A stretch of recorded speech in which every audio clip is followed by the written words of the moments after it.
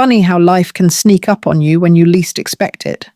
One day, you're healthy, strong, tending to your garden and baking your famous banana bread. And the next, your body betrays you. That's what happened to me. I was 68, retired, living alone in the same cozy house I'd raised my 3 children in. It wasn't glamorous, but it was mine. Full of memories, laughter, quiet mornings, and the echoes of old lullabies. Then came the diagnosis. Complications from an autoimmune disease. Not terminal, but enough to knock the wind out of me. Fatigue, brain fog, pain that made simple tasks feel like Olympic events.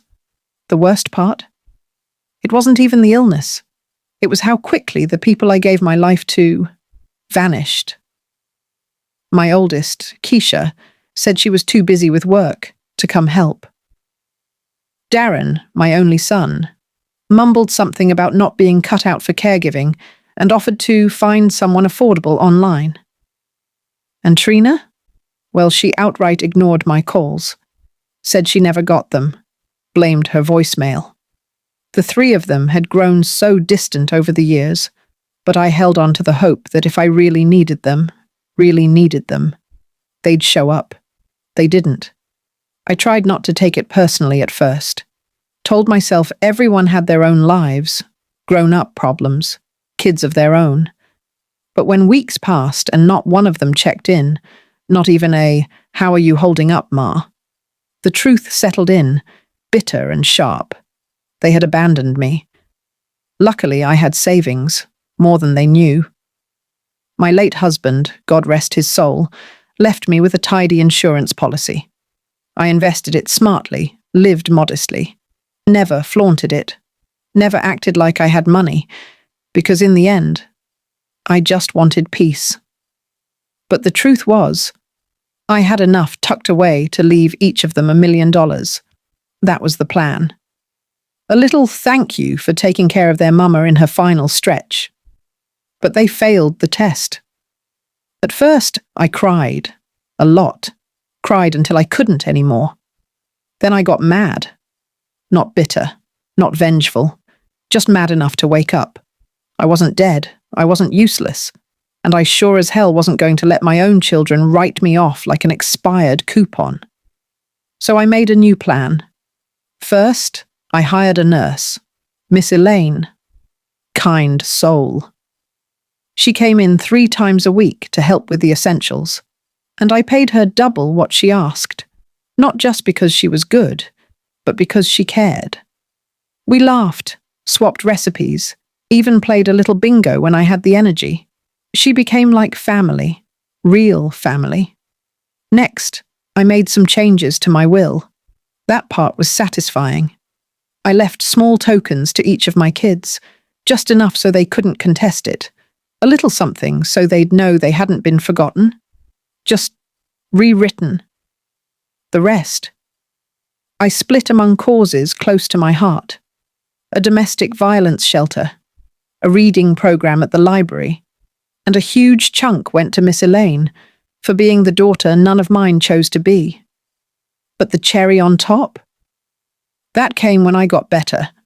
Turns out my illness was manageable with the right treatment, therapy, and care.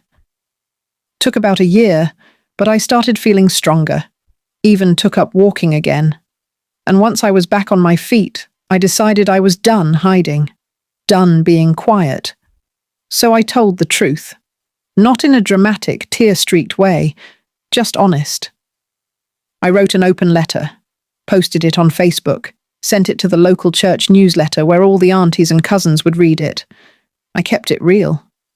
I talked about how I'd been sick, how I'd needed help, how not one of my children came, how they didn't call, didn't check in, and how I had originally planned to leave each of them $1 million, but didn't. The story spread like wildfire. People messaged me. Some were kind, others were shocked. And my kids? Oh, they came running. Suddenly, my phone lit up like a Christmas tree. Keisha showed up with a box of muffins and fake tears. Darren sent flowers. Trina called sobbing, saying she never knew it was that serious. I listened to every word and smiled politely. But I didn't budge. You don't get to fail the test and still expect the prize. I let them back in, but only at arm's length. We exchanged holiday cards, short phone calls. No more bending over backwards to be the good mama. That version of me retired. What came in her place was a woman who valued her own worth, who knew that love without action was just noise. I spent my days painting, volunteering, and going on day trips with Miss Elaine. We laughed a lot. Real laughs, not the kind you fake at family gatherings. My house got warmer, my heart got lighter. I wasn't lonely anymore. I was free. Sometimes I look back and wonder if I did the right thing. Then I remember those silent nights when my phone didn't ring, the empty porch, the meals I ate alone. And I know, yes, I did what I had to do. Because love, real love, shows up when it matters. And when mine didn't, I learned how to show up for myself.